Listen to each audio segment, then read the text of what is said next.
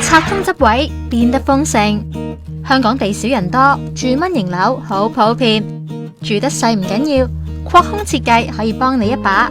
聽聽資深設計師教路，有4大招㗎。因為香港嗰啲樓咧比較細，咁如果能夠拆牆嘅話咧，將個空間感咧擴大佢啦。當然一定要知道嗰個牆身係主力牆啊，抑或係磚牆啦。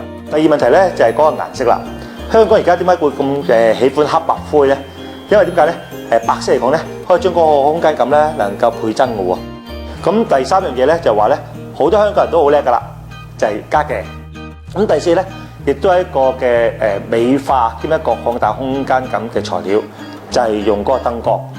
香港嘅設計咧係用米光，米光其實叫嘅有啲日光嘅感覺，亦都將個空間感咧嚟豐富咗。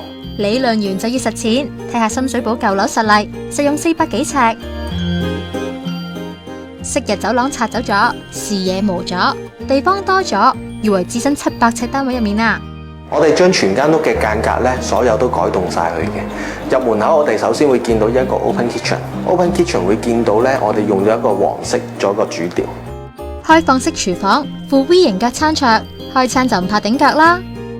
客廳呢邊咧，我哋見到其實有20幾尺櫃嘅，咁我哋會分翻開咧，有電視櫃、飾物櫃同埋鞋櫃嘅。咁電視櫃呢邊我哋會以翻黑白灰為主，層次咧會比較豐富多啲嘅。飾物櫃咧我哋會做翻多少少嘅 lighting 嘅。咁而鞋櫃嗰邊咧會較為矮身啦，同埋會做翻少少疏氣。原則2房冇缺失，淨係搬埋一邊，慳翻通道。細房原本係客廳，窗向天井就比較暗，換上白色佈局。主房較大，可以用深色設計。